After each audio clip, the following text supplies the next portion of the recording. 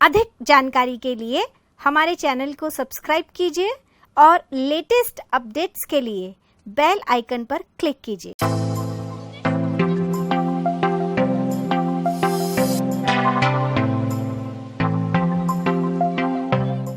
नमस्कार दोस्तों, परिष्कार ऑनलाइन एकेडमी में आपका स्वागत है। तो सबसे पहले चलते हैं गृह कार्य की ओर।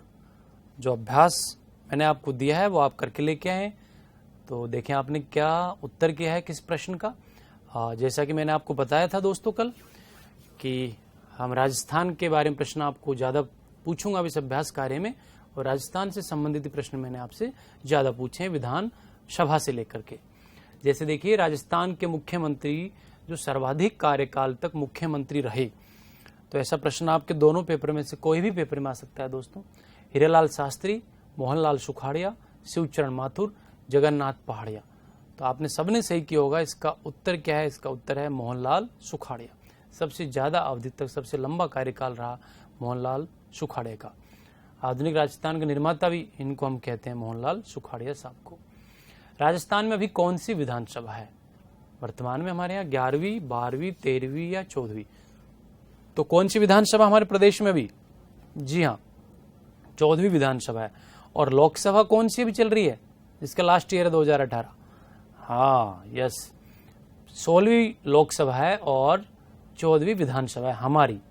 राजस्थान विधानसभा के प्रथम अध्यक्ष थे, आपको पता होगा उत्तर, कुंवर जसवंत सिंह, नरोत्तम लाल जोशी, सुमित्रा सिंह, रामनिवास मिर्धा। क्या उत्तर है? जी हाँ, नरोत्तम लाल जोशी। और कुंवर जसवंत सिंह उपाध्यक्ष थे प्रथम विधानसभा के, और सुमित्रा सिंह प्रथम महिला विधानसभा अध्यक्ष रही दोस्तों, है ना। तो ऐसे आपको याद रखने। और रामनिवास मिर्धा सबसे ज्यादा अवधि तक विधानसभा के अध्यक्ष रहे। तो चारों इस रूप में किसी न किसी प्रश्न का उत्तर है। तो आगे बढ़ते हैं, अगला प्रश्न देखते हैं। राजस्थान की एकमात्र महिला विधानसभा अध्यक्षा बनी।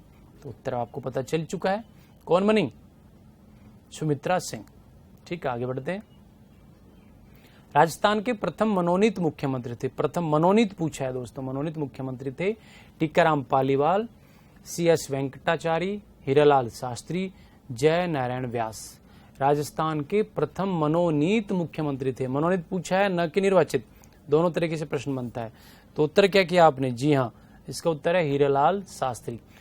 और फिर अगला ही प्रश्न ये है, राजस्थान के प्रथम निर्वाचित मुख्यमंत्री थे। तो निर्वाचित कौन थे? टीकाराम पालीवाल, मोहनलाल सुखाड़िया, बरकतुल्ला खां, जयनारायण व्यास। तो क्या उत्तर है? जी हाँ, टीकाराम पालीवाल। और दोस्तों मनोनीत के बाद यदि हम बात करते तो हीरालाल शास्त्री प्रथम है, फिर ये है, फिर ये है, और फिर निर्वाचित है टीकाराम पालीवाल। तो आपके प्रथम 3 मुख्यमंत्री यदि बात करें हम, तो हीरालाल शास्त्री, CS वेंकटाचारी और जयनारायण व्यास, ये प्रथम 3 हमारे मनोनीत मुख्यमंत्री है। और फिर टीकाराम पालीवाल साहब प्रथम निर्वाचित मंत्री है 1952 में, प्रथम निर्वाचित मुख्यमंत्री। राजस्थान के प्रथम निर्वाचित मुख्यमंत्री टीकाराम पालीवाल। आगे बढ़ते हैं, अगला प्रश्न क्या है? हमारे राज्य की वर्तमान मुख्यमंत्री वसुंधरा राजे व्यक्तिगत क्रम से कौन से नंबर की मुख्यमंत्री है? व्यक्तिगत क्रम यदि इनका देखें तो कौन से क्रम की मुख्यमंत्री है? व्यक्तिगत क्रम से कौन से नंबर की मुख्यमंत्री है? 10वें, 13वें, 12वें, 11वें। क्या उत्तर है? जी हाँ, व्यक्तिगत क्रम से 13वें नंबर की हमारी CM है मुख्यमंत्री वसुंधरा राजे। चलिए अगले प्रश्न पे चलते हैं। अगला प्रश्न क्या है? अगला प्रश्न है, राज्य में पहली बार किस मुख्यमंत्री के कार्यकाल में संसदीय सचिवों की नियुक्ति की गई? संसदीय सचिव जिनके बारे में हम कल बात कर रहे थे कि मंत्रिपरिषद का हिस्सा नहीं है, लेकिन उनकी नियुक्ति और उनको शपथ कौन दिलाते हैं? मुख्यमंत्री महोदय दिलाते हैं। तो पूछा कि पहली बार किस मुख्यमंत्री के कार्यकाल में संसदीय सचिवों की नियुक्ति का प्रावधान हमारे यहाँ किया गया? तो पहली बार दोस्तों मोहनलाल सुखाड़िया, बैरू सिंह शेखावत, जगन्नाथ पहाड़िया, हीरालाल देवपुरा। तो पहली बार जगन्नाथ पहाड़िया के समय हमारे यहाँ संसदीय सचिवों का प्रावधान किया गया हमारे प्रदेश में, ना कि मोहनलाल सुखाड़िया के समय। तो जगन्नाथ पहाड़िया। फिर देखिए, मुख्यमंत्री अपना त्यागपत्र देता है राष्ट्रपति महोदय को, विधानसभा अध्यक्ष को, राज्यपाल को, उच्च न्यायालय के मुख्य न्यायाधीश को। तो किसको देते हैं मुख्यमंत्री? जी हाँ, राज्यपाल महोदय को। यदि स्वेच्छा से वो त्यागपत्र दे रहे हैं तो राज्यपाल महोदय को प्रेषित करेंगे। अगला प्रश्न, राज्यपाल को सहायता और सलाह देने के लिए एक मंत्रिपरिषद होगी। अच्छा प्रश्न है। का संबंध किस अनुच्छेद से? राज्यपाल को सहायता और सलाह देने के लिए एक मंत्रिपरिषद होगी का संबंध किस अनुच्छेद से? 163, 164, 165, 167। क्या उत्तर बताइए? जी हाँ, इसका उत्तर है 163, 163। अनुच्छेद 163 में इस प्रकार का उपबंध किया गया है।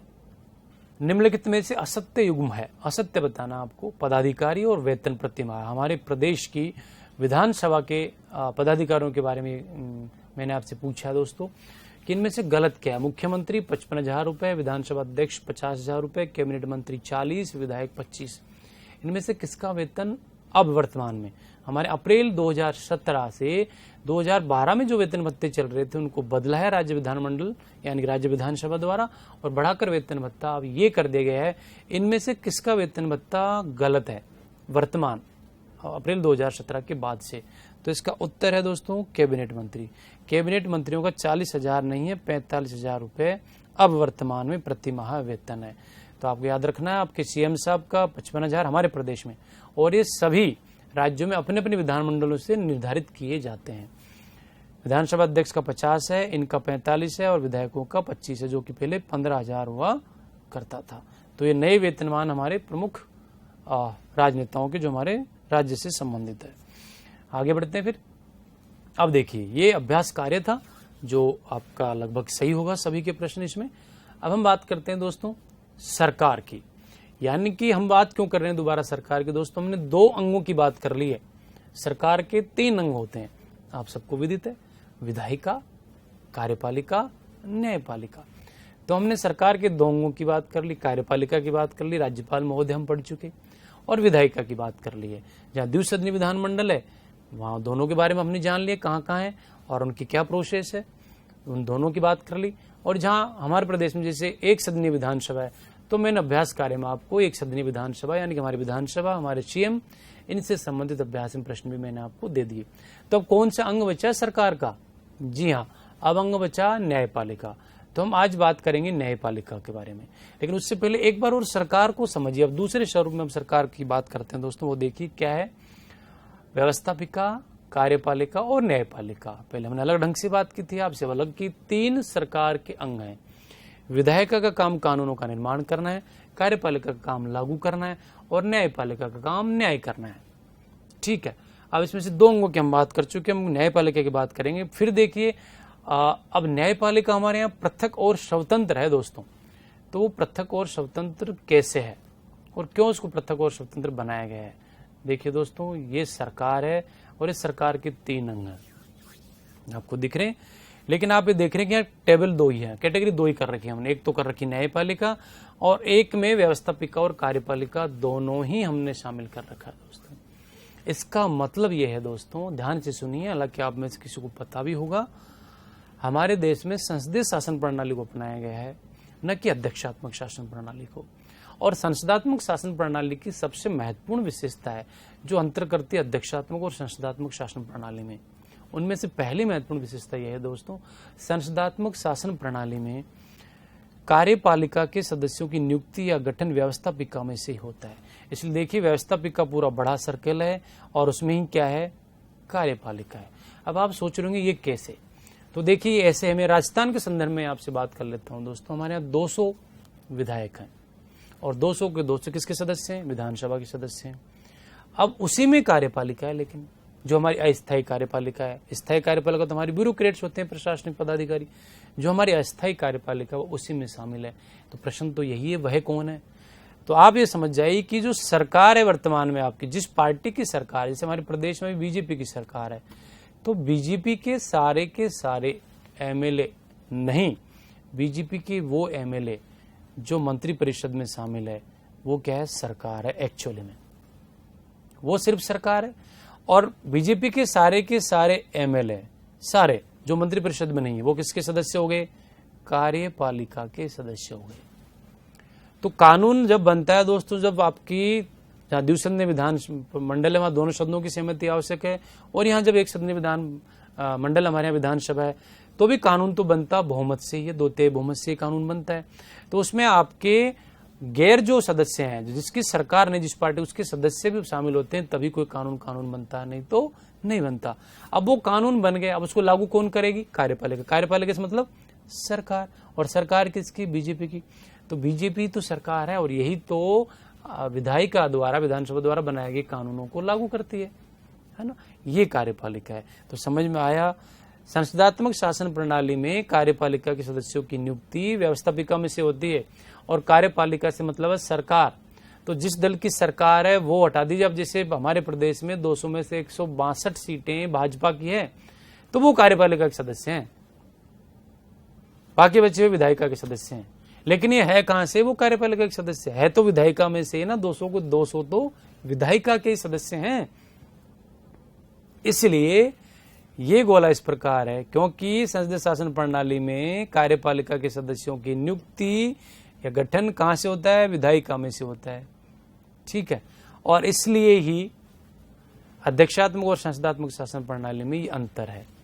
दूसरा अंतर ये, कार्यपालिका के सदस्य है या मंत्रिपरिषद के सदस्य सामूहिक रूप से व्यवस्थापिका यानी कि विधानसभा के प्रति उत्तरदायी होते हैं, वहां लोकसभा के प्रति उत्तरदायी होते हैं, जबकि अध्यक्षात्मक शासन प्रणाली में ऐसा उत्तरदायित्व उनका नहीं है। क्यों नहीं है? क्योंकि उनकी नियुक्ति विधायिका में से हुई नहीं तो फिर वो विधायिका के प्रति उत्तरदायी क्यों होंगे? ये अंतर है दोस्तों संसदात्मक शासन प्रणाली और अध्यक्षात्मक शासन प्रणाली में।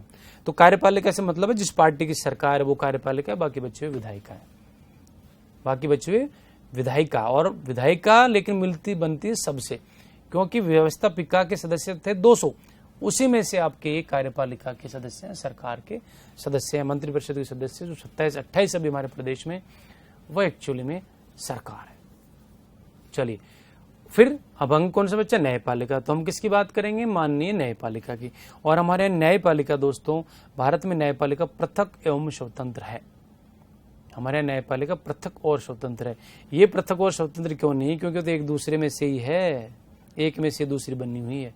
इसलिए संविधान की रक्षा करने के लिए, संविधान की व्याख्या करने के लिए, हमारे नागरिकों के मूल अधिकारों को संरक्षण प्रदान करने के लिए जो कि हमको संविधान ने दिए हैं, न्यायपालिका का स्वतंत्र व पृथक और निष्पक्ष होना जरूरी था, लाजमी था। इसलिए हमारे संविधान निर्माताओं ने न्यायपालिका को पृथक और स्वतंत्र अंग के रूप में स्वीकार किया, अंग के रूप में उसको दिया है। तो हम इसी के बारे में पढ़ेंगे। चलिए तो हम आगे बढ़ते हैं। देखिए हमारे न्यायपालिका की संरचना है दोस्तों, वह एकीकृत और पिरामिड नुमा संरचना है हमारे यहाँ न्यायपालिका की। और वह कैसे? ऐसे है, ये मेरे पिरामिड है और उसमें ऐसे है। देखिए सबसे पहले अधीनस्थ न्यायालय, हमारे जिला न्यायालय, तहसील कोर्ट। उसके बाद आपके उच्च न्यायालय जो प्रत्येक राज्य में है। वर्तमान में हमारे यहाँ 24 राज्य तो ज्यादा है, लेकिन 24 राज्यों में उच्च न्यायालय है। 24 उच्च न्यायालय हमारे देश में वर्तमान में। और फिर है सर्वोच्च न्यायालय। तो देखिए न्याय प्राप्त करने के स्तर अलग अलग है आपके पास, इसलिए केंद्रीकृत नहीं कह सकते आप इसको।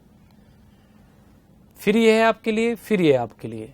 लेकिन अपील का अंतिम न्यायालय सर्वोच्च न्यायालय। आपने यहाँ कोई बात को लेके गए अधीनस्थ न्यायालय में और यहाँ आपकी बात नहीं मानी गई तो आप उस फैसले से आप संतुष्ट नहीं तो आप उच्च न्यायालय में चले जाइए। उच्च न्यायालय के फैसले से आप संतुष्ट नहीं तो आप सर्वोच्च न्यायालय में चल जाएंगे।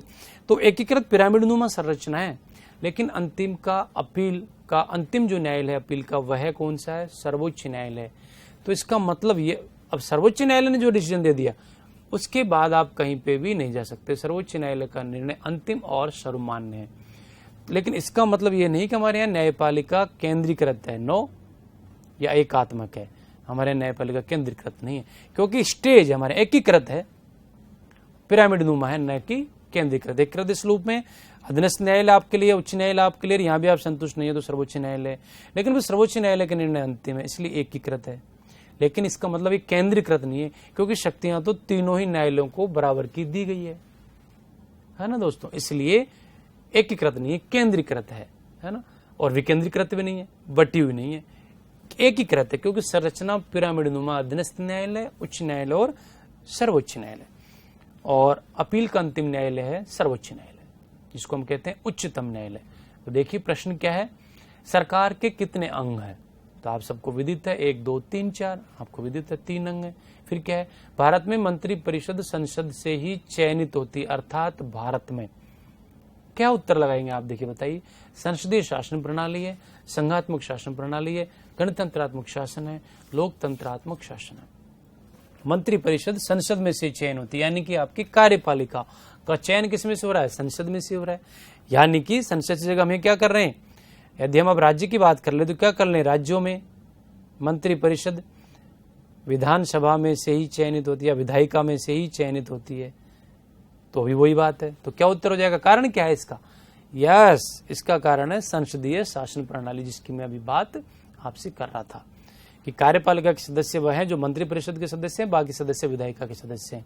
लेकिन वो मंत्री परिषद के सदस्य हैं किसके सदस्य है? विधायिका के सदस्य हैं। ये संसदीय शासन प्रणाली की प्यारी विशेषता है और इसलिए उनका सामूहिक उत्तरदायित्व भी पाया जाता है। भारत में न्यायपालिका की संरचना है एकीकृत, संयुक्त, केंद्रीकृत, विकेंद्रीकृत या विकेंद्रीकरण। क्या संरचना है? जी हाँ, एकीकृत हमारे यहाँ। अगला, तो आइए फिर अपन बात करते हैं। अब हम बात करेंगे पहले हाई कोर्ट की, उच्च न्यायालय, क्योंकि हम राज्यों की बात कर रहे हैं। राज्य विधानमंडल की हमने बात करी दोस्तों, राज्य सरकार की हमने बात करी है। सर्वोच्च न्यायालय की बात बाद में करेंगे, पहले हम कर रहे हैं उच्च न्यायालय की बात और हाई कोर्ट्स यानी कि जिसकी हम बात करने जा रहे हैं। तो देखिए हाई कोर्ट्स के बारे में क्या बातें हैं। भारतीय संविधान में जैसे कि आपको विदित है 22 भाग हैं और 395 अनुच्छेद है। तो हमारे संविधान के भाग 22 में सारे भागों का उल्लेख किया गया है, लेकिन उच्च न्यायालय का उल्लेख है वह कहाँ? भारतीय संविधान के भाग 6 में अध्याय 5 में अनुच्छेद जो 214 से 237 तक राज्यों के उच्च न्यायालयों का उल्लेख है। तो याद रखना है, भारतीय संविधान के भाग 6 अध्याय 5 अनुच्छेद 214 से 237 उच्च न्यायालयों के बारे में उल्लेख है। अब देखिए फिर, तो यहां से आया हुआ प्रश्न क्या है, इसके बाद हम कंटिन्यू करते हैं उच्च न्यायालय को। उच्च न्यायालय के न्यायाधीश की नियुक्ति की जाती है, ये प्रश्न पूछा गया है 2013 में। तो देखिए, राष्ट्रपति द्वारा, संबंधित राज्य के राज्यपाल द्वारा, भारत के मुख्य न्यायमूर्ति द्वारा या संबंधित राज्य के उच्च न्यायालय के मुख्य न्यायमूर्ति द्वारा। क्या उत्तर बताइए आपने? हमने चर्चा की यहाँ पे, पहले ही हम चर्चा कर चुके हैं। तो इसका उत्तर अब आपको ज्यादातर को पता है और जिसको नहीं पता है वो कंटेंट पढ़ते हैं। अभी हम बात करते हैं उच्च न्यायालय को लेकर के, आपको पता चल जाएगा। तो चलिए आगे बढ़ते हैं। हम किस किस की बात करेंगे? माननीय उच्च न्यायालयों को लेकर उनका गठन है, उनकी सदस्य संख्या है, उनकी खुद की संख्या है हमारे देश में, न्यायाधीशों की योग्यता क्या है, उनकी नियुक्ति का तरीका क्या है, उनके शपथ कौन से अनुच्छेद के तहत लेते हैं, कौन शपथ दिलाता है, वेतन कितना है, पहले कितना था, आज की स्थिति में वेतन क्या है, कार्यकाल कितना है और पद रिक्ति किस प्रकार संभव है, संरचना कैसी है और क्षेत्राधिकार क्या क्या है। इन सब पर हम एक एक करके बात करेंगे दोस्तों और संदर्भ रहेगा उच्च न्यायालयों के संदर्भ में। तो चलिए हम बात करते हैं फिर उच्च न्यायालय भाग 6 अध्याय 5 अनुच्छेद 214 से 237। देखिए अनुच्छेद 214 में इस बात का उल्लेख है कि प्रत्येक राज्य में एक उच्च न्यायालय होगा, यानी कि राज्यों के लिए उच्च न्यायालय का उल्लेख है। प्रत्येक शब्द हटा दिए एक बार के लिए आप यहाँ से। अनुच्छेद 214 क्या कह रहा है? राज्यों के लिए उच्च न्यायालय का प्रावधान है, ऐसा अनुच्छेद 214 में लिखा हुआ है। फिर देखिए गठन, अनुच्छेद 216 उच्च न्यायालयों के गठन से संबंधित है। अनुच्छेद 214 कह रहा है राज्यों में उच्च न्यायालय होगा। अनुच्छेद 216 कह रहा है उच्च न्यायालयों के गठन, उनका गठन के बारे में बात कर रहा है अनुच्छेद 216। फिर संख्या, किसकी संख्या की बात कर रहे हैं? हमारे देश में वर्तमान में उच्च न्यायालयों की संख्या की बात की जा रही है दोस्तों। वर्तमान में हमारे देश में 24 उच्च न्यायालय है। 21 थे 2013 के बाद से अब 24 उच्च न्यायालय हमारे देश में, मेघालय, मणिपुर और सिक्किम। तो ये 24 उच्च न्यायालय है और न्यायाधीशों की संख्या प्रत्येक राज्य में अलग अलग है। प्रत्येक राज्य में अलग अलग है न्यायाधीशों की संख्या। हाई कोर्ट्स में न्यायाधीशों की संख्या प्रत्येक हाई कोर्ट में जहां जहां हाई कोर्ट है उनकी संख्या अलग अलग है और यह अलग अलग संख्या एक्चुअल में डिसाइड करने का अधिकार संसद को है कितने सदस्य होंगे, लेकिन राष्ट्रपति के आदेश से नियुक्त की जाती है वहां सदस्यों की, यानी कि न्यायाधीशों की। तो प्रत्येक राज्य में अलग अलग सदस्य संख्या स्वीकृत है, स्वीकृति संसद द्वारा है, लेकिन आदेश जारी किया जाता है राष्ट्रपति महोदय के नाम। तो यह है अनुच्छेद 214 उच्च न्यायालय, 216 गठन, वर्तमान में 24 है और न्यायाधीशों में प्रत्येक राज्य में अलग अलग है। योग्यता, अनुच्छेद 217 में इनकी योग्यताओं का जिक्र है। अनुच्छेद 217, तो देखिए योग्यता के बारे में क्या है। भारत का नागरिक हो, यह पहली योग्यता है। इसके अलावा फिर या तो कम से कम 10 वर्ष तक न्यायाधीश रहा हो, ये तो है ही। दूसरी योग्यता है कम से कम 10 वर्ष तक न्यायाधीश रहा हो, या कम से कम 10 वर्ष तक अधिवक्ता रहा हो, और अधिवक्ता कहाँ रहा हो, 2 या 2 से अधिक न्यायालयों में। या तो 10 वर्ष तक 2 या 2 से अधिक न्यायालयों में आप न्यायाधीश के पद पर कार्यरत रहे हो, या 10 वर्ष तक आप 2 या 2 से अधिक न्यायालयों में न्यायाधीश के रूप में आप अधिवक्ता वकील के रूप में आपने सेवा दी हो। इसका मतलब 2 शर्तें हो गई। भारत का नागरिक हो, ये एक शर्त है, और फिर इसके 2 पार्ट हैं। या तो आप 10 वर्ष तक न्यायाधीश रहे हो, न्याय के पद पर आपने काम किया हो अधीनस्थ न्यायालयों में, या फिर आप 10 वर्ष तक वकील के रूप में, अधिवक्ता के रूप में आपने काम किया हो 2 या 2 से अधिक न्यायालयों में, तो आप माननीय उच्च न्यायालय में न्यायाधीश बनने के योग्य हैं, न्यायाधीश बनने के पात्र हैं। ये योग्यता है अनुच्छेद 217 में। अब देखिए यहां से बनने वाले प्रश्न क्या है, भारतीय संविधान के किस भाग में उच्च न्यायालयों का उल्लेख है। भाषा दोस्तों, किस भाग में उच्च न्यायालयों का उल्लेख है। तो देखिए भाग 2, भाग 5, भाग 6 और भाग 7। तो क्या उत्तर है, जी हाँ, अभी बात की हमने भाग 6 में है। किस अनुच्छेद के अनुसार प्रत्येक राज्य में एक उच्च न्यायालय होगा। किस अनुच्छेद के अनुसार प्रत्येक राज्य में एक उच्च न्यायालय होगा। अनुच्छेद 214, अनुच्छेद 215, अनुच्छेद 216, अनुच्छेद 217। तो उत्तर क्या है, अनुच्छेद 214। एक उच्च न्यायालय की बात की जा रही है, राज्यों में उच्च न्यायालय की बात की जा रही है अनुच्छेद 214 में। हमारे देश में उच्च न्यायालयों की संख्या है, वर्तमान उच्च न्यायालयों की संख्या है 20, 22, 23 और 24। कितनी है बता दीजिए। जी हाँ, हमारे देश में उच्च न्यायालयों की संख्या अभी 24 है। मेघालय, मणिपुर, त्रिपुरा, 3 नए हाईकोर्ट्स बनने वाले, सिक्किम नहीं, मेघालय, मणिपुर, त्रिपुरा। फिर देखिए भारत में न्यायपालिका प्रतिबद्ध, स्वतंत्र व निष्पक्ष, उपयुक्त सभी गलत है। कैसी न्यायपालिका हमारे यहाँ, अब उस रूप में नहीं पूछा पिरामिड है कि रहता है, पूछा मैंने प्रतिबद्ध है, स्वतंत्र व निष्पक्ष है, या उपयुक्त सभी गलत है। तो क्या उत्तर है, जी हाँ, हमारे देश में न्यायपालिका स्वतंत्र व निष्पक्ष है। फिर देखिए आगे अगला प्रश्न, उच्च न्यायालय के न्यायाधीश की योग्यताओं में शामिल नहीं है। भारत का नागरिक हो, या कम से कम 10 वर्ष तक न्यायाधीश रह चुका हो, या कम से कम 10 वर्ष तक अधिवक्ता रह चुका हो, या भारत के राज्य क्षेत्र में कम से कम 5 वर्ष तक न्यायाधीश रहा हो। उच्च न्यायालय के न्यायाधीश की योग्यताओं में शामिल नहीं है, ये पूछा दोस्तों। क्या उत्तर होगा, एक तो ही, फिर इनमें से कोई एक शर्त पूरी करनी है। तो कौन सी शर्त इनमें से गलत है, जी हाँ, इसमें से गलत है, भारत के राज्य क्षेत्र में कम से कम 10 वर्ष तक न्यायाधीश रहा हो। नहीं, कहीं पर भी वो अधीनस्थ न्यायालयों में कम से कम 5 वर्ष नहीं 10 वर्ष तक वो न्यायाधीश रहे हो। तो 5 वर्ष वाला उत्तर हो गया गलत। फिर देखिए भारत में उच्च न्यायालयों में न्यायाधीश की संख्या में वृद्धि करने की शक्ति किसमें निहित है। उच्च न्यायालयों में न्यायाधीशों की संख्या में, तो देखिए राष्ट्रपति, मुख्य न्यायाधीश, संसद, विधि आयोग। तो उत्तर क्या है दोस्तों, संसद। लेकिन नियुक्ति कौन करते हैं, राष्ट्रपति महोदय द्वारा। सदस्य संख्या राष्ट्रपति महोदय का आदेश से नियुक्ति कर दी जाए इस राज्य में, वो हो जाती। लेकिन एक्चुअल में किसके पास है वृद्धि करने की शक्ति, संसद के पास है। फिर देखिए मुख्य न्यायाधीश नियुक्ति की बात करें हम, तो देखिए नियुक्ति, मुख्य न्यायाधीश की नियुक्ति सर्वोच्च न्यायालय के मुख्य न्यायाधीश व राज्यपाल के परामर्श से की जाती है। कहाँ पे, राज्यों में। यदि किसी राज्य में हाई कोर्ट में, किसी राज्य के उच्च न्यायालय में मुख्य न्यायाधीश की नियुक्ति की जाती है, तो वो कौन करता है, राज्यपाल महोदय कर रहे हैं। लेकिन राज्यपाल महोदय किसके परामर्श से कर रहे हैं, सर्वोच्च न्यायालय के मुख्य न्यायाधीश के परामर्श से की जा रही है मुख्य न्यायाधीश की नियुक्ति राज्यपाल द्वारा, ठीक है। लेकिन राष्ट्रपति ने कर दी, ठीक है, लेकिन फिर राष्ट्रपति महोदय आगे दीपक मिश्रा, इनसे अभी आपके मुख्य न्यायाधीश, इनसे परामर्श ले लिया जाएगा, राष्ट्रपति महोदय ने कर दी। लेकिन अन्य न्यायाधीशों की नियुक्ति अब उस उच्च न्यायालय के मुख्य न्यायाधीश के परामर्श पर राष्ट्रपति द्वारा की जाती है।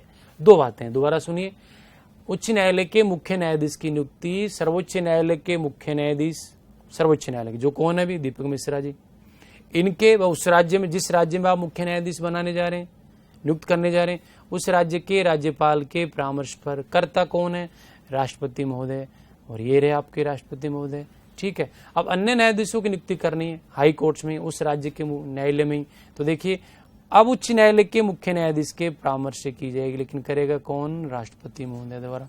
यानी कि किसी भी राज्य में मुख्य न्यायाधीश की नियुक्ति राष्ट्रपति करते हैं, अन्य न्यायाधीशों की नियुक्ति भी राष्ट्रपति करते हैं, लेकिन मुख्य न्यायाधीश की नियुक्ति में देश के मुख्य न्यायाधीश तथा उस राज्य के राज्यपाल से परामर्श के बाद ही राष्ट्रपति महोदय नियुक्त करते हैं, और अन्य न्यायाधीशों के संदर्भ में उस राज्य के उच्च न्यायालय के मुख्य न्यायाधीश के परामर्श के बाद राष्ट्रपति महोदय द्वारा नियुक्ति की जाती है।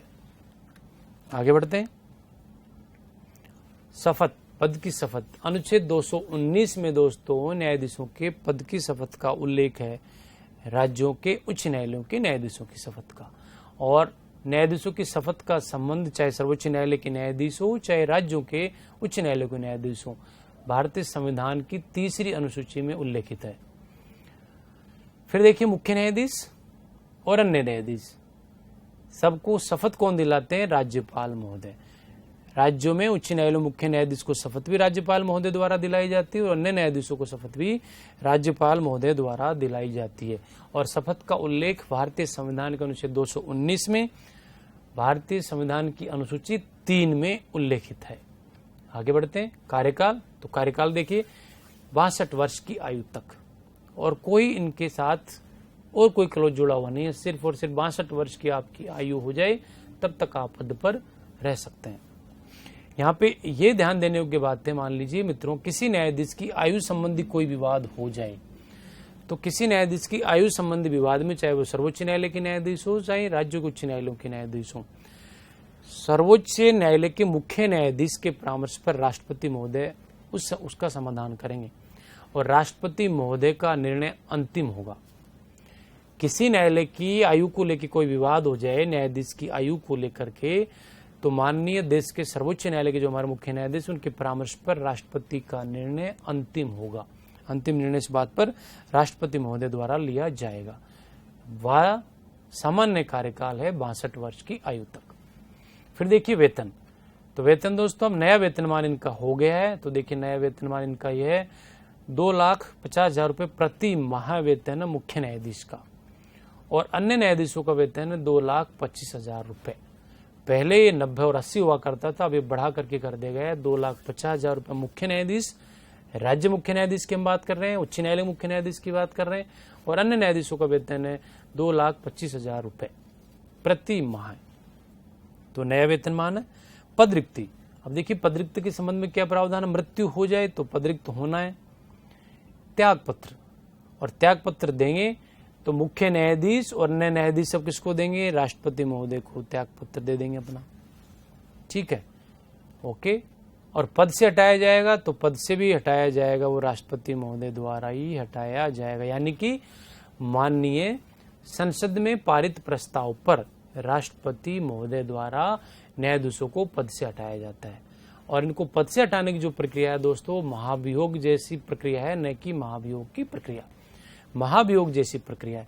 इनको पद से हटाने का प्रस्ताव हमारी संसद के 2 सदन है, लोकसभा और राज्यसभा, किसी भी सदन में पद से हटाने का प्रस्ताव लाया जा सकता है, बशर्ते उस सदन के 1/4 सदस्य उस पर सहमत हो। मान लीजिए प्रस्ताव आ रहा है लोकसभा में तो 50 सदस्यों की सहमति, 100 सदस्यों की सहमति जरूरी है, और यदि राज्यसभा में आ रहा है तो 50 सदस्यों की सहमति जरूरी है। तो पहले तो प्रस्ताव आएगा, प्रस्ताव फिर माननीय, यदि लोकसभा में आ रहा है तो अध्यक्ष को दिया जाएगा, और राज्यसभा में आ रहा है तो सभापति को दिया जाएगा। उनके अप्रूवल के बाद ही प्रस्ताव आगे बढ़ता है।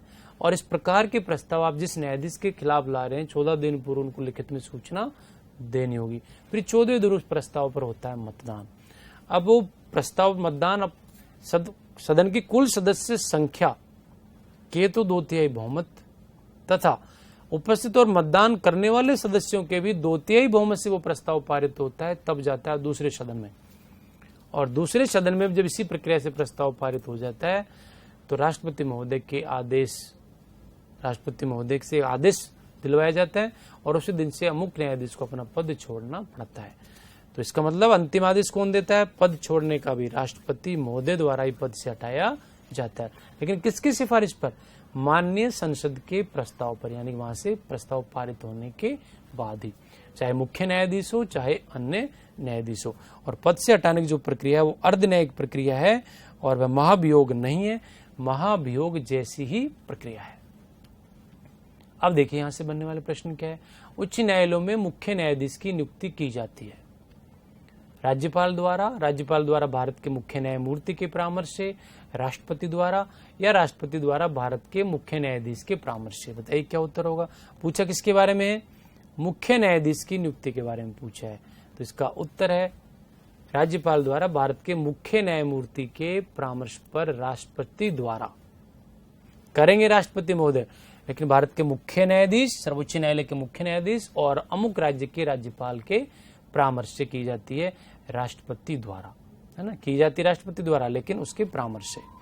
ओके, आगे फिर उच्च न्यायालयों में न्यायाधीशों की नियुक्ति किसके द्वारा की जाती है? अब सामान्य न्यायाधीशों की बात की जा रही है, तो फिर क्या उत्तर है? राष्ट्रपति द्वारा मुख्य न्यायाधीश के परामर्श से। ठीक है दोस्तों, उच्च न्यायालय में न्यायाधीशों की नियुक्ति आप किससे परामर्श लेंगे? वो मुख्य न्यायाधीश। कौन सा मुख्य न्यायाधीश? अमुक हाईकोर्ट का मुख्य न्यायाधीश, उसके परामर्श से। फिर देखिए आगे, संविधान की किस अनुसूची में न्यायाधीशों की शपथ का उल्लेख है?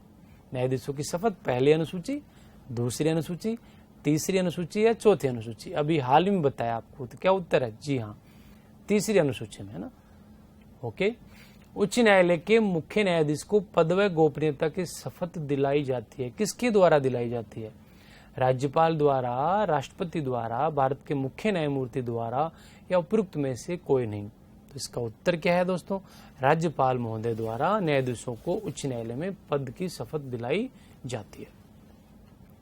अगला प्रश्न, उच्च न्यायालयों के न्यायाधीशों को शपथ दिलाई जाती है, मुख्य न्यायाधीश, अब ये सबकी बात कर रहा है, तो भी उत्तर क्या होगा? राज्यपाल द्वारा। मुख्य न्यायाधीश को भी शपथ राज्यपाल महोदय द्वारा दिलाई जाती है और अन्य न्यायाधीशों को भी शपथ राज्यपाल महोदय द्वारा ही दिलाई जाती है। फिर देखिए, उच्च न्यायालय के न्यायाधीश का कार्यकाल होता है, तो न्यायाधीश का कार्यकाल बताइए आप। 6 वर्ष का कार्यकाल या 62 वर्ष की आयु जो भी पहले हो, 6 वर्ष का कार्यकाल या 65 वर्ष की आयु जो भी पहले हो, 62 वर्ष की आयु तक या 65 वर्ष की आयु तक। क्या उत्तर होना चाहिए? जी हाँ, 62 वर्ष की आयु तक, कोई क्लोज नहीं 6 और 5 का। और सर्वोच्च न्यायालय के न्यायाधीशों का कार्यकाल है 65 वर्ष की आयु तक, तो 62 वर्ष की आयु तक।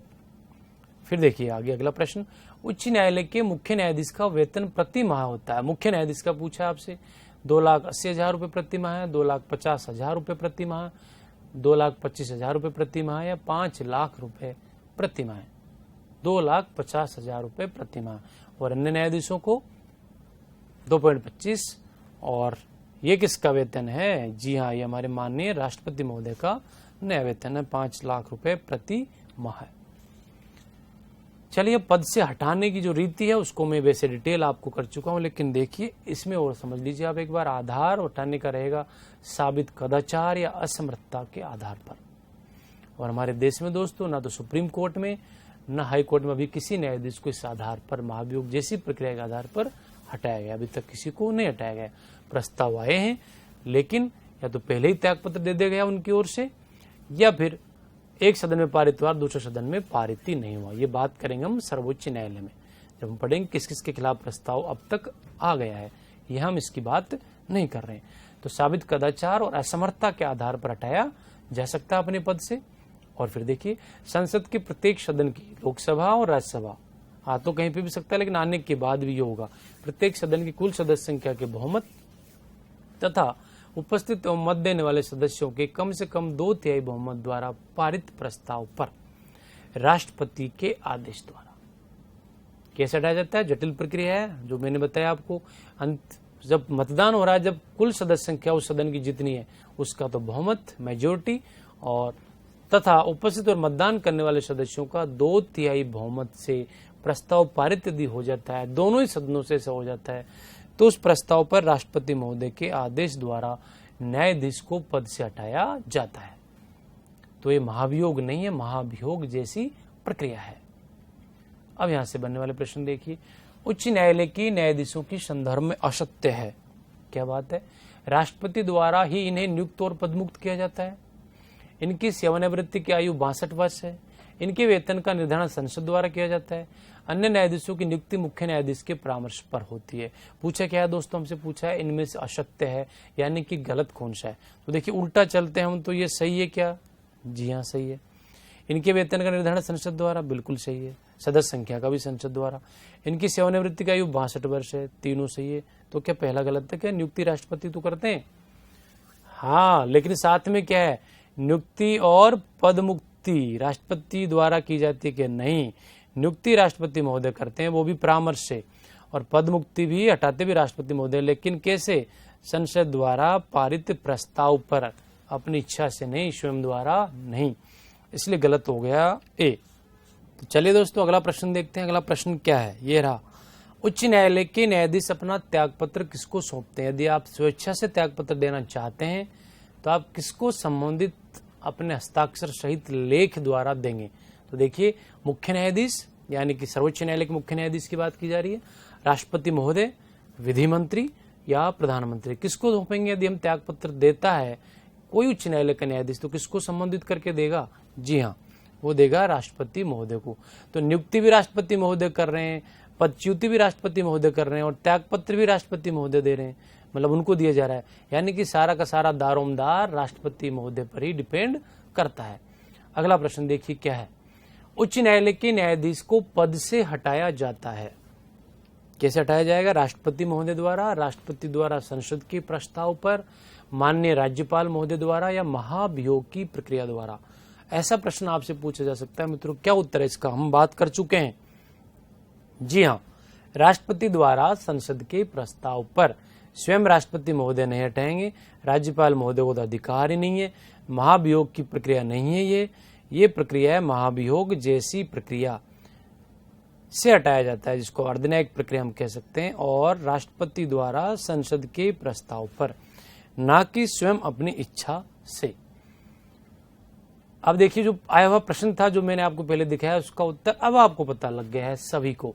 उच्च न्यायालय के न्यायाधीश की नियुक्ति की जाती है राष्ट्रपति द्वारा, संबंधित राज्य के राज्यपाल द्वारा, भारत के मुख्य न्यायमूर्ति द्वारा, या संबंधित राज्य के उच्च न्यायालय के मुख्य न्यायमूर्ति द्वारा। अब यहाँ मुख्य दिया हुआ नहीं है, यहाँ पूछा है सिर्फ न्यायाधीश, तो उत्तर क्या हो जाएगा?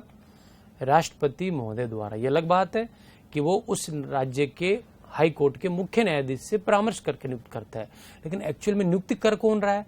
राष्ट्रपति महोदय, इसलिए उत्तर हो गया राष्ट्रपति महोदय द्वारा। अब देखिए दोस्तों, उच्च न्यायालय का क्षेत्राधिकार कि क्या क्या इनके क्षेत्राधिकार में शामिल है। प्रारंभिक क्षेत्राधिकार, और उच्च न्यायालय का प्रारंभिक क्षेत्राधिकार है अपीलीय क्षेत्राधिकार, मूल अधिकारों का संरक्षक अनुच्छेद 226 के तहत, और अभिलेख न्यायालय होता है अनुच्छेद 215 के तहत। और जो प्रारंभिक क्षेत्राधिकार है उच्च न्यायालयों का, वह है संविधान की व्याख्या करना। यहाँ यह हमको ध्यान रखना है कि सर्वोच्च न्यायालय का प्रारंभिक क्षेत्राधिकार तो मूल अधिकारों को संरक्षण प्रदान करना है, मूल अधिकारों को सुरक्षा प्रदान करना है, सेकेंडरी काम उनका संविधान की व्याख्या करना है। यहाँ पे उच्च न्यायालय का प्रारंभिक क्षेत्राधिकार ही क्या है? संविधान की व्याख्या करना। फिर अपीलीय क्षेत्राधिकार, जो अपीले जाती है वो अपील का क्षेत्राधिकार इनका है, और मूल अधिकारों का जो संरक्षक का दायित्व है उच्च न्यायालयों का, वह भारतीय संविधान के अनुच्छेद 226 में है। 226 के तहत माननीय उच्च न्यायालय 5 प्रकार की रिट जारी करता है, जिनकी बात हम अभी आगे करेंगे। हालांकि हम मूल अधिकारों में उन रिटों की बात कर चुके हैं। और फिर उच्च न्यायालय एक अभिलेख न्यायालय होता है, जैसा कि सर्वोच्च न्यायालय एक अभिलेख न्यायालय होता है। दोस्तों, अभिलेख न्यायालय का मतलब है कि जैसे सर्वोच्च न्यायालय जब अभिलेख न्यायालय होता है, यानी कि सर्वोच्च न्यायालय के मुकदमों को निम्न न्यायालय यानी कि उच्च न्यायालय एक नजीर के रूप में, एक साक्ष्य के रूप में प्रस्तुत कर सकते हैं। किसी मामले में सर्वोच्च न्यायालय ने पहले कोई निर्णय दे रखा है और वैसा ही मामला माननीय उच्च न्यायालय के पास आया है, विचाराधीन है, तो माननीय उच्च न्यायालय सर्वोच्च न्यायालय के उस निर्णय को वहां साक्ष्य के रूप में, नजीर के रूप में प्रस्तुत कर सकते हैं और उस आधार पर अपना फैसला दे सकते हैं। उसी को कहते हैं अभिलेख या साक्ष्य के रूप में प्रस्तुत करना। तो ऐसे ही राज्यों के उच्च न्यायालय भी अभिलेख न्यायालय का दर्जा इनको प्राप्त है, और इनका अभिलेख न्यायालय यानी कि इनके दिए गए निर्णय साक्ष्य नजीर के रूप में लागू होते हैं अधीनस्थ न्यायालयों में, जो हमारे जिला न्यायालय होते हैं। तो अनुच्छेद 215 में उच्च न्यायालय को अभिलेख न्यायालय का दर्जा प्राप्त है। ये कुछ क्षेत्राधिकार की बातें दोस्तों। तो हमको याद रखना है, मूल अधिकारों के संरक्षण हेतु 5 प्रकार की रिट माननीय उच्च न्यायालय अनुच्छेद 226 के तहत जारी करता है, और अभिलेख न्यायालय कहलाता है 215 के तहत। और इसका प्रारंभिक क्षेत्राधिकार है संविधान की व्याख्या करना, न कि अपीलीय क्षेत्राधिकार। ये सर्वोच्च न्यायालय का अपीलीय क्षेत्राधिकार है संविधान की व्याख्या करना।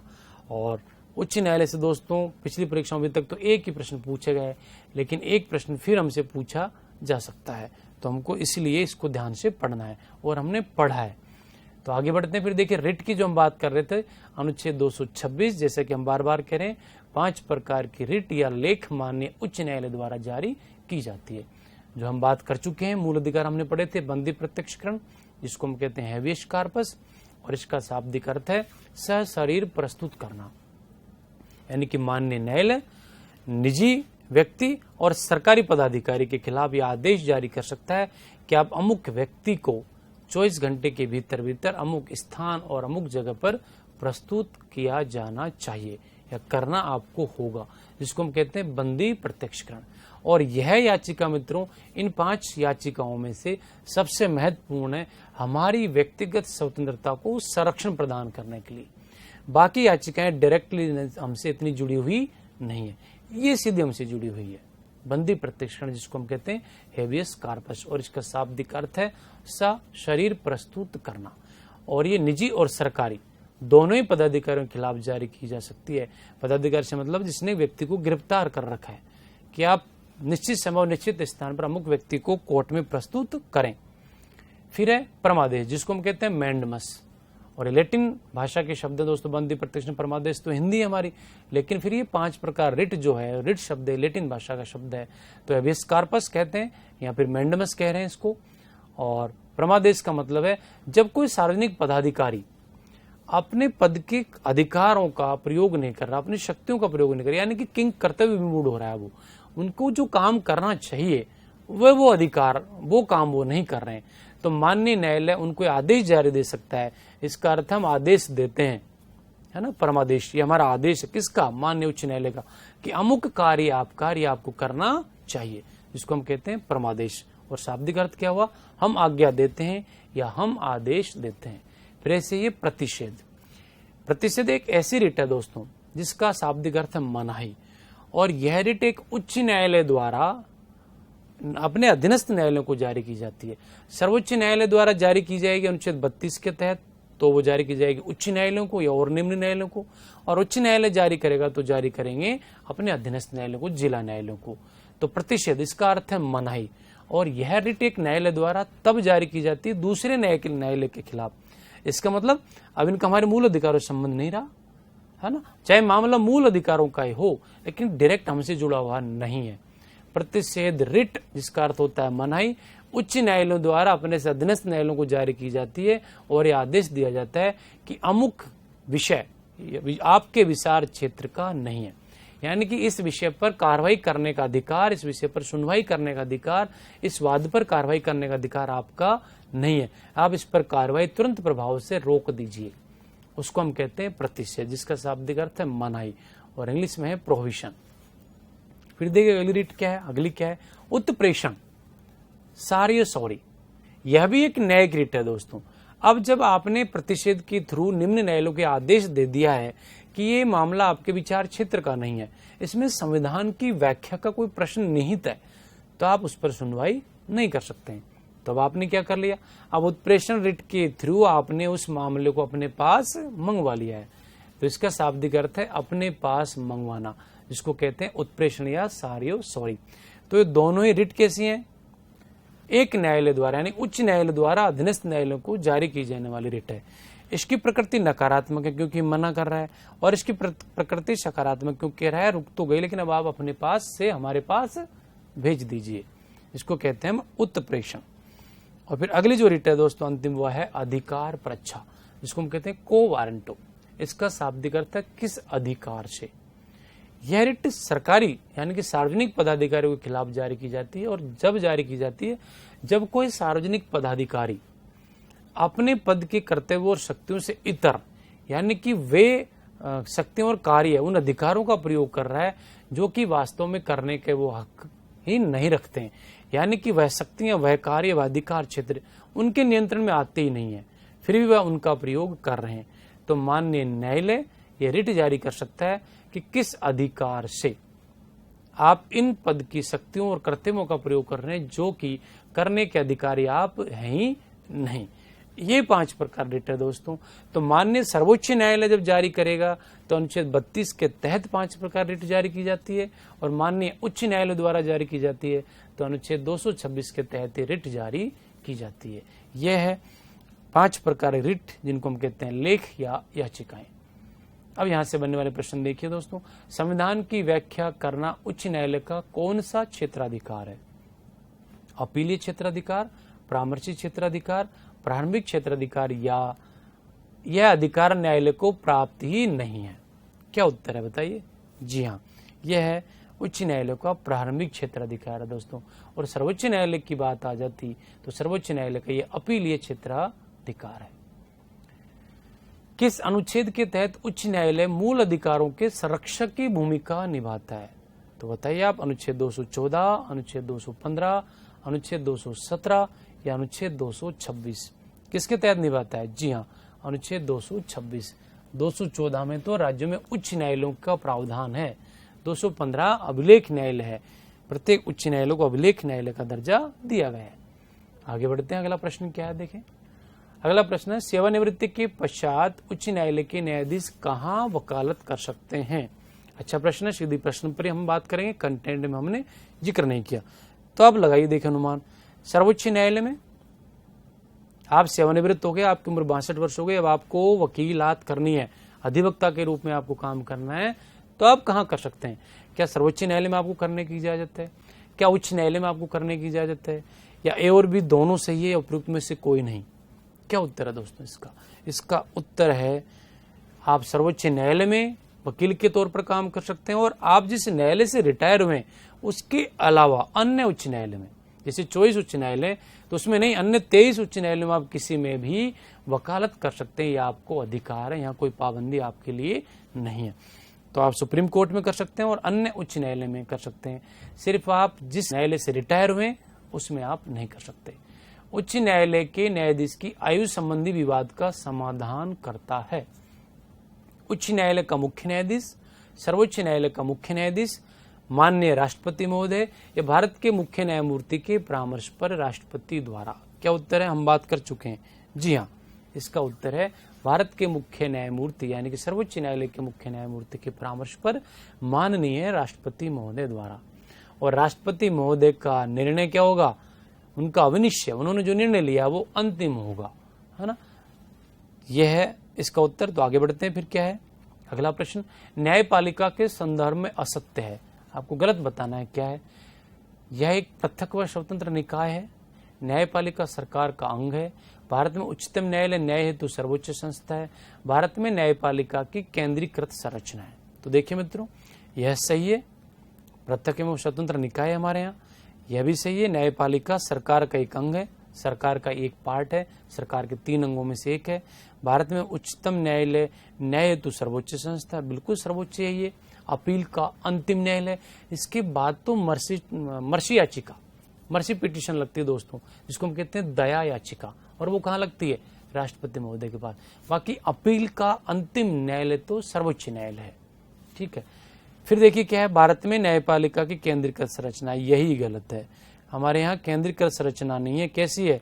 पिरामिड नुमा, यानी कि एकीकृत संरचना है, ना कि केंद्रीकृत और ना ही विकेंद्रीकृत। तो ये गलत हो गया, कौन सा? डी। उच्च न्यायालय में न्यायाधीशों की नियुक्ति की जाती है, आप सबको विदित है, राज्यपाल द्वारा, राष्ट्रपति द्वारा, प्रधानमंत्री द्वारा, या देश के मुख्य न्यायाधीश द्वारा। क्या उत्तर है? राष्ट्रपति महोदय द्वारा। अगला प्रश्न क्या है देखिए, असंगत छांटिए, आपको बेमेल छांटना है। तो देखिए आप बताइए, देखो ऑन स्पॉट क्या उत्तर है। क्या दीपक मिश्रा मुख्य न्यायाधीश है भारत के सर्वोच्च न्यायालय के? सही है, ये तो कोई गलत नहीं है। ओम प्रकाश रावत क्या मुख्य निर्वाचन आयुक्त है राजस्थान में? श्री प्रदीप नांद्रजोग क्या मुख्य न्यायाधीश है हमारे प्रदेश के, राजस्थान के? श्री एन.के. सिंह क्या हमारे प्रदेश राजस्थान के लोकायुक्त है? इनमें से आपको बताना गलत। अब मित्रों, यदि आप करंट पढ़ते होंगे, रोज अपडेट रहते होंगे, तो आप इसका उत्तर कर पाएंगे, नहीं तो नहीं कर पाएंगे। तो क्या उत्तर है, देखिए अंदाजा लगाइए। इसका सही उत्तर यानी कि इसमें से गलत वह है लोकायुक्त राजस्थान सरकार के एन.के. सिंह नहीं है, बाकी तीनों बातें सही है। ये आपके अभी मुख्य निर्वाचन आयुक्त है, ये हमारे प्रदेश में भी हाई कोर्ट के मुख्य न्यायाधीश है प्रदीप नांद्रजोग, एनके सिंह साहब 15वें वित्त आयोग के अध्यक्ष हैं। हमारे प्रदेश में तो 5वां वित्त आयोग का गठन किया हमने भी, जिसकी अवधि 15 से 20 है। 15वें वित्त आयोग का भारत सरकार ने गठन किया, जिसकी अवधि भी 15 से 20 है। तो एनके सिंह 15वें केंद्रीय वित्त आयोग के अध्यक्ष हैं, ना कि राजस्थान में लोकायुक्त। राजस्थान में लोकायुक्त है SS कोठारी, सज्जन सिंह कोठारी हमारे प्रदेश के वर्तमान में लोकायुक्त है। तो उत्तर हो गया, इसलिए एनके सिंह गलत हो गया। उच्च न्यायालयों के न्यायाधीशों का वेतन देय है, भारित है। केंद्र की संचित निधि से, केंद्र की आकस्मिक निधि से, राज्य की संचित निधि से, राज्य की आकस्मिक निधि से। इसका उत्तर है दोस्तों राज्य की संचित निधि से वेतन देय है। लेकिन पेंशन, ये अच्छा प्रश्न है और प्रश्न पूछा गया है, न्यायालयों के मतलब उच्च न्यायालयों के न्यायाधीशों को वेतन कहां से दिया जाता है? राज्य की संचित निधि से। लेकिन जैसे वो रिटायरमेंट हो जाएगा, वो सेवानिवृत्त हो जाएंगे, तब उनको जो पेंशन दी जाएगी वो कहां से दी जाएगी? वो दी जाएगी भारत की संचित निधि से। ओके, आगे बढ़ते हैं। फिर असंगत छांटना है। अनुच्छेद 32 सर्वोच्च न्यायालय द्वारा रिट जो जारी की जाती है मूल अधिकारों के संरक्षण हेतु। अनुच्छेद 226 उच्च न्यायालय द्वारा जारी रिट। अनुच्छेद 215 प्रत्येक राज्य में उच्च न्यायालय की स्थापना। अनुच्छेद 219 उच्च न्यायालयों में न्यायाधीशों की शपथ। क्या गलत है? हम प्रत्येक आर्टिकल पर हमने बात की है। इसका उत्तर है दोस्तों अनुच्छेद 215। प्रत्येक राज्य में, प्रत्येक हटा दीजिए, एक्चुअली हमको हर समय राज्य पढ़ना है, क्योंकि प्रत्येक में तो हमारे है ही नहीं ना। हमारे 29 राज्य और 7 केंद्र शासित प्रदेश है, तो 29 राज्यों में से सिर्फ 24 राज्यों में ही हाई कोर्ट है, प्रत्येक में नहीं है। तो हम बार बार प्रत्येक ना पढ़े, हम पढ़ेंगे राज्यों में उच्च न्यायालयों की स्थापना। तो ये गलत है दोस्तों। उच्च न्यायालयों की स्थापना संबंधित हमारा अनुच्छेद वह है 214। अनुच्छेद 215 तो क्या कहता है? अभिलेख न्यायालय, उच्च न्यायालयों का अभिलेख न्यायालय होना बात करता है। निम्नलिखित में से किस रिट का संबंध व्यक्तिगत स्वतंत्रता से है? बंदी प्रत्यक्षीकरण, परमादेश, अधिकार परीक्षा या प्रतिषेध, प्रोहिबिशन। क्या उत्तर बताइए? जी हाँ, इसका उत्तर है बंदी प्रत्यक्षीकरण, है ना। ये व्यक्तिगत स्वतंत्रता की सबसे प्रबल पक्षधर रिट है, वह है बंदी प्रत्यक्षीकरण, और यही डायरेक्टली हमसे रिलेटेड है दोस्तों, और नहीं। 2 या 2 से अधिक राज्यों के लिए एक ही उच्च न्यायालय के गठन का प्रावधान किस अनुच्छेद में है? देखिए बताइए आप, किस अनुच्छेद में? 214 में कोई ऐसी बात है क्या? 215 में कोई ऐसी बात हमने की थी क्या? 219 में की थी क्या? या 231 में कोई ऐसी बात है क्या? यह अधिकार है कि 2 या 2 से अधिक राज्यों के लिए एक ही उच्च न्यायालय का गठन कर सकती है कौन? माननीय संसद। तो ये कौन से आर्टिकल में है? तो ये गलत हो गया, ये हमने बात नहीं करी, ये गलत हो गया। कोई बात यहाँ नहीं हुई थी 215 में, 219 में कोई बात नहीं है। तो फिर मित्रों बचा क्या? 231। भारतीय संविधान का 231 इस बात का प्रावधान करता है कि 2 या 2 से अधिक राज्यों के लिए एक ही उच्च न्यायालय का गठन किया जा सकता है। और हमारे देश में 24 उच्च न्यायालय, इसका मतलब कई राज्यों के वो एक ही उच्च न्यायालय लगता है ना। वो तो हो गया विषयों संबंधित, क्षेत्र अधिकार संबंधित। लेकिन जैसे हम देखें पंजाब और हरियाणा का तो एक ही उच्च न्यायालय है, कॉमन चंडीगढ़। बाकी जो चॉइस है वो तो उस रूप में है दोस्तों कि बाकी कुछ राज्य ऐसे हैं जिनका किसी दूसरे राज्य का न्यायालय है, उनका नहीं है वो, लेकिन उनसे संबंधित वाद उस न्यायालय में सुने जाते हैं, है ना, पीठ में सुने जाते हैं। जैसे हम हमारे प्रदेश की बात करें, हमारा जो उच्च न्यायालय उसका मुख्य जो ऑफिस है वो तो जोधपुर में है। एक्चुअली मुख्य पीठ तो जोधपुर में है, जयपुर में तो उसकी अन्य ब्रांच है, अन्य पीठ है। तो हमारा वास्तव में उच्च न्यायालय कहाँ स्थित हमारे प्रदेश का? जोधपुर में स्थित है, ना कि जयपुर में। यहाँ तो उसकी पीठ है। तो ऐसे पीठों में सुनवाई होती है जहां राज्य नहीं, वहां किसी दूसरे उच्च न्यायालय में। 231 अधीनस्थ न्यायालयों में अनुच्छेद 233 के अनुसार जिला न्यायाधीशों की नियुक्ति करने का अधिकार है किसको? यानी कि 2 प्रश्न है। एक तो प्रश्न अपने आप में यही है, भारतीय संविधान के किस अनुच्छेद के तहत जिला न्यायाधीशों की नियुक्ति की जाती है? तो अनुच्छेद हो गया 233। लेकिन हमने क्या पूछा है? अधीनस्थ न्यायालयों में, यानी कि वही जिला न्यायालयों में जिला न्यायाधीशों की नियुक्ति करने का अधिकार किसके पास है? तो किसके पास है? राज्यपाल महोदय के पास, माननीय उच्च न्यायालय के पास, माननीय मुख्य न्यायाधीश, देश के मुख्य न्यायाधीश, और उच्च न्यायालय के परामर्श पर राज्यपाल द्वारा। तो क्या उत्तर होना चाहिए इसका? आप अंदाजा लगाइए। इसका उत्तर है दोस्तों डी, उच्च न्यायालय के परामर्श पर राज्यपाल महोदय द्वारा जिला न्यायाधीशों की नियुक्ति भारतीय संविधान के अनुच्छेद 233 के अनुसार की जाती है। ये था दोस्तों आज का हमारा अध्याय, जिसमें हमने 3 अध्यायों में मिला के हमने सरकार के तीनों अंगों पर बहुत अच्छे से बात की है। उच्च न्यायालय के संदर्भ में हमने महत्वपूर्ण अनुच्छेद और महत्वपूर्ण बनने वाले प्रश्नों पर ही बात की, ज्यादा डिटेलिंग हमने यहाँ पर नहीं की है। क्यों? क्योंकि ज्यादातर प्रश्न यहाँ से पूछा नहीं गया है, लेकिन फिर भी हमने 99% उच्च न्यायालय को हमने पढ़ाया दोस्तों। तो ये था आज का हमारा अध्याय। अब हम कल फिर अगले अध्याय के साथ आपसे मिलेंगे दोस्तों। आज के लिए आप सभी को तहे दिल से बहुत बहुत धन्यवाद।